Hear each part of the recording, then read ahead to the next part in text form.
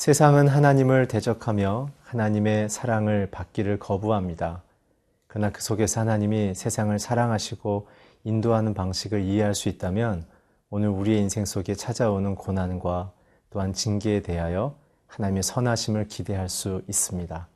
오늘 본문을 통해서 그 하나님의 아름다움을 함께 묵상하겠습니다.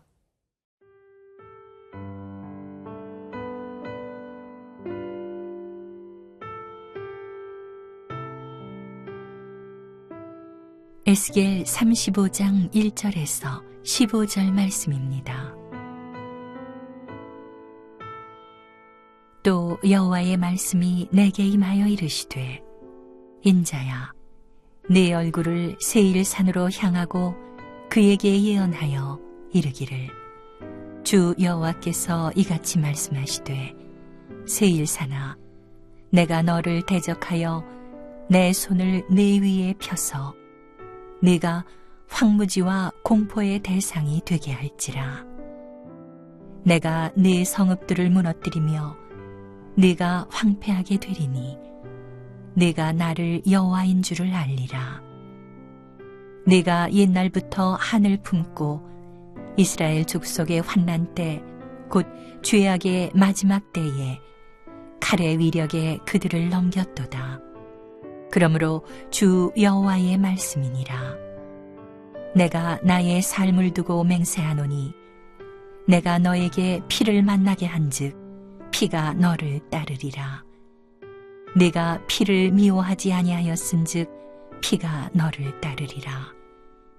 내가 세일산이 황무지와 폐허가 되게 하여 그 위에 왕래하는 자를 다 끊을지라.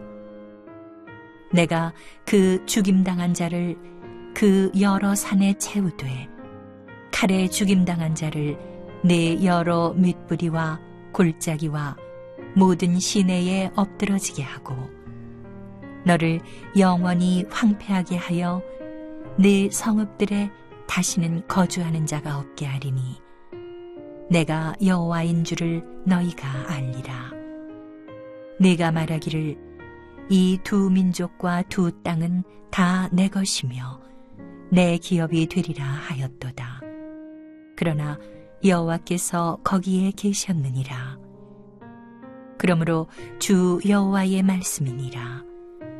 내가 나의 삶을 두고 맹세하노니 네가 그들을 미워하여 노하며 질투한 대로 내가 네게 행하여 너를 심판할 때에 그들이 나를 알게 하리라. 내가 이스라엘 산들을 가리켜 말하기를 저 산들이 황폐하였으므로 우리에게 넘겨주어서 삼키게 되었다 하여 욕하는 모든 말을 나 여호와가 들은 줄을 네가 알리로다. 너희가 나를 대적하여 입으로 자랑하며 나를 대적하여 여러 가지로 말한 것을 내가 들었노라. 주 여호와께서 이같이 말씀하셨느니라. 온 땅이 즐거워할 때에 내가 너를 황폐하게 하되 이스라엘 족속의 기업이 황폐함으로 네가 즐거워한 것 같이 내가 너를 황폐하게 하리라. 세일산아 너와 에돔 온 땅이 황폐하리니 내가 여호와인 줄을 무리가 알리라 하셨다 하라. 에스겔서의 핵심 내용은 하나님을 대적하고 하나님을 인정하지 않는 백성들에 대한 심판과 또한 그들을 되돌려 하나님을 경외하며 찾고자 하는 심령이 있는 자들에 대한 회복의 메시지입니다. 오늘 그 얘기의 중심은 하나님은 역사와 민족을 다스리시는 통치자라는 말씀입니다. 오늘과 내일 볼 본문의 내용은 같은 내용이지만 이 본문을 바라보는 하나님의 입장은 좀 분리되어 있습니다. 오늘 본문은 이스라엘의 패망을 즐거워했던 하나님의 그 이루시려는 뜻을 가벼이 여겼던 에돔에 대한 심판이고, 내일 함께 묵상할 본문은 그 조소와 비난을 받았던 이스라엘 백성에 대한 회복의 메시지입니다. 오늘 본문 3절을 같이 읽겠습니다. 이르기를 주 여호와께서 이같이 말씀하시되 세일사나 내가 너를 대적하여 내 손을 내 위에 펴서 내가 황무지와 공포의 대상이 되게 할지라. 오늘 하나님은 에돔을 향하여 자신의 손을 펼쳐서 심판하겠다고 말씀하고 계십니다. 그렇다면 그 심판의 원인은 무엇인가요? 5절을 함께 읽겠습니다. 내가 옛날부터 한을 품고 이스라엘 족속의 환난 때 곧 죄악의 마지막 때에 칼의 위력에 그들을 넘겼도다.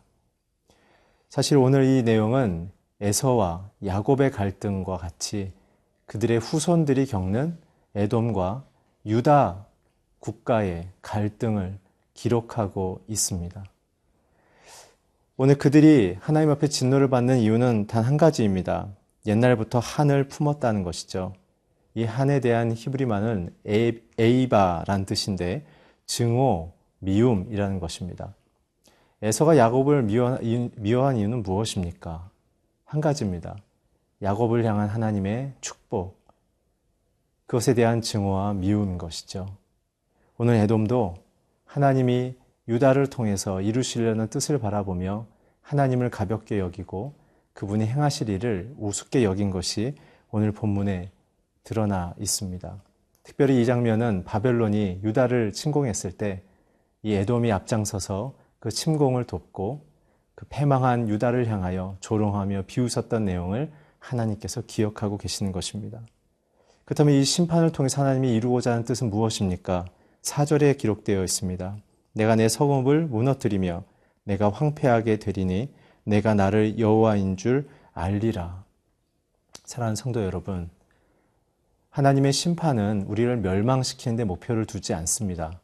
하나님의 심판의 목표는 하나님을 가볍게 여기며 하나님을 무시하는 불신앙에 있는 자들에게 그 길로 가면 멸망과 죽음이란 사실을 알려주기 위하여 하나님의 살아계심, 하나님이 너희를 건지며 구원하는 자임을 깨우치며 가르치는 데 목표를 두고 있습니다. 하나님은 사랑의 하나님이십니다. 그러나 잘못된 길을 향하여 잘못 가고 있는 양들을 향해서는 하나님의 지팡이와 막대기로 그들을 훈계하시며 방향을 교정하시는 일들을 하는 것이죠. 오늘 에스겔서에 드러난 에돔의 상황은 하나님을 고의적으로 대적하고 하나님이 인정하지 않는 자들에 대한 하나님의 훈계가 드러나고 있습니다. 특별히 그것에 대한 하나님의 심판은 6절부터 9절까지 나와 있는데요. 6절에 보게 되면 내가 너에게 피를 만나게 한즉 피가 너를 따르리라. 내가 피를 미워하지 아니하신즉 피가 너를 따르리라. 그들의 마음속에 하나님의 창조물인 사람을 죽이고 또한 그들을 위협하는 모습 속에 또한 그들 에돔도 피로 환난을 당할 거란 얘기를 하는 것이죠. 하나님의 생명의 주관자 되심을 무시하고 자신들이 사람들을 생명을 다루는 모습을 보면서 누가 진짜 인생을 다루는 자인지를 너희가 행한 대로 다시 보응을 받을 것이다 라는 얘기인 것입니다. 7절에 보게 되면 그들이 머물던 땅이 세일산이 황무지와 폐허가 되게 하여 그 위에 왕래한 자가 끊어질 것이다. 우리의 삶의 환경이 무너지고 망할 것이란 얘기죠. 8절은 무엇입니까? 내가 그 죽임당한 자를 그 여러 산에 채우되 칼로 죽임당한 자를 내 여럿 매부리와 골짜기와 모든 시내에 엎드려지게 하고 사륙을 당한다는 것입니다. 9절에는 너를 영원히 황폐하게 하여 내 성읍들에 다시는 거주하는 자가 없게 하겠다. 완전한 패망을 의미하는 것이죠. 하나님을 무시한 그들에게 육적인 죽음을 통해서 그 길의 오만함이 하나님을 무시하는 태도가 영적인 죽음으로 갈 것이라는 사회적인 경험을 시킴을 통해 하나님의 하나님됨을 다시 한번 고백하게 하려는 것입니다. 사랑하는 성도 여러분, 오늘 우리는 이 본문을 통해서 누가 우리의 인생을 지키며 생명으로 인도하고 있고 누가 우리를 참되게 복되게 할 것인지를 생각해야 합니다.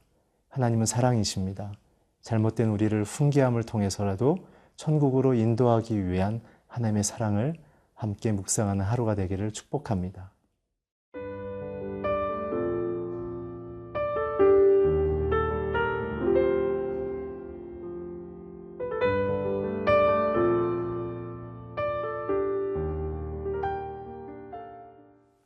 하나님께서 에돔을 심판하시는 첫 번째 이유는 하나님이 세우신 유다에 대한 질투와 미움이라고 말씀드렸습니다. 하나님께서 허락하지 않은 감정과 하나님이 계획하시는 것에 대하여 우리의 마음속에 분노가 일게 되면 그 끝은 자신에 대한 멸망과 아픔으로 간다는 것이죠. 오늘 우리에게 있어서는 하나님의 뜻이 무엇인지를 마음속에 새기는 그 태도가 우리를 축복의 땅으로 인도한다고 묵상할 수 있습니다. 두 번째 심판의 이유가 나옵니다. 10절부터 11절까지 같이 읽겠습니다. 내가 말하기를 이 두 민족과 두 땅은 다 내 것이며 내 기업이 되리라 하였도다. 그러나 여호와께서 거기에 계셨느니라. 그러므로 주 여호와의 말씀이니라.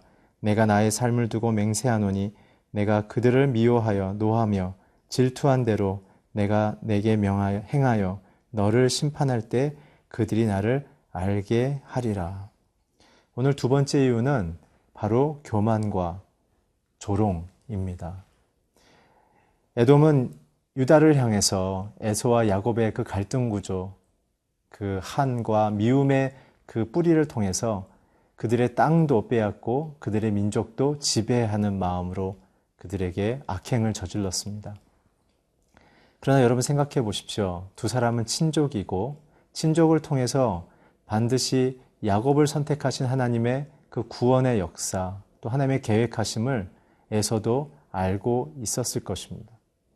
그러나 그들의 마음속에는 자기의 위치, 자기의 명예, 자기의 자존심에 흠집이 난 이유로 하나님의 계획을 모두 잊어버리고 자신의 마음의 만족을 위해서 하나님의 계획을 무시하는 그러한 선택을 하게 되는 것이죠.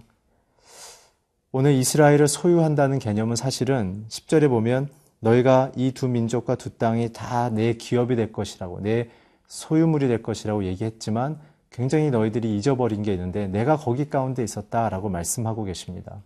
사랑하는 성도 여러분, 오늘 저와 여러분이 어떠한 결정과 행동을 하기 전에 그것이 하나님의 뜻에 합한 것인가, 하나님이 기뻐하시는 일인가를 묻고 확인하는 작업들이 있어야 합니다. 혹은 나의 악감정 때문에, 내 마음속의 분노 때문에 하나님이 행하실 일들을 우리가 그르치거나 우리의 마음속에서 하나님을 떠나는 그런 반대의 행위의 열매를 맺을 수도 있다는 사실입니다. 오늘 중요한 것은 하나님이 이스라엘을 소유한 통치자라는 사실을 에돔은 잊었다는 것이죠. 사랑하는 성도 여러분, 성도는 언제 가장 행복함이 안전합니까? 우리의 인생을 위하여 생명을 다하신 예수 그리스도의 그 뜻과 그 구원의 인생 속에, 목적 속에 나를 선택해서 하나님의 비전과 사명으로 이끄시는 그 순종함에 있을 때만 우리는 명예로워지며 아름다운 인생을 살게 되는 것입니다. 자신의 힘과 자신의 능력을 과시하는 에돔과 같은 정신으로 살아간다면 결국 하나님 앞에서 심판이 대상이 되는 것이며 하나님을 사랑하기보단 자신을 사랑하게 되어지는 굉장히 위태로운 인생으로 나아가게 된다는 것이죠. 하나님 우리를 그런 곳에 가지 않고 하나님의 영광과 명예를 선포하는 인생으로 우리를 불러주셨습니다. 그래서 우리는 어떻게 해야 됩니까? 오늘 12절 그리고 12절에 보게 되면 내가 이스라엘 산들을 가르쳐 말하기를 저 산들이 황폐하였으므로 우리가 넘겨주어서 삼키게 되었다 하여 욕을 하는 모든 말을 나 여호와가 들은 줄을 내가 알리로다. 우리가 하는 모든 말을 하나님 듣고 계십니다.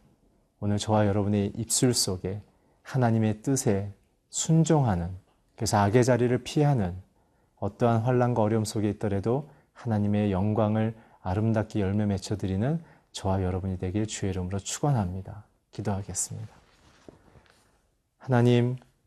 하나님보다 우리 자신을 더 높이 여기며 우리의 마음속에 있는 악감정과 우리의 마음속에 하나님보다 내가 더 탁월하다는 오만함 자리에서 우리가 떠나게 하시고 진정 우리를 사랑하시는 그리스도와 함께 날마다 기쁨의 능력의 인생을 살게 하여 주시옵소서. 예수 그리스도의 이름으로 기도했습니다. 아멘.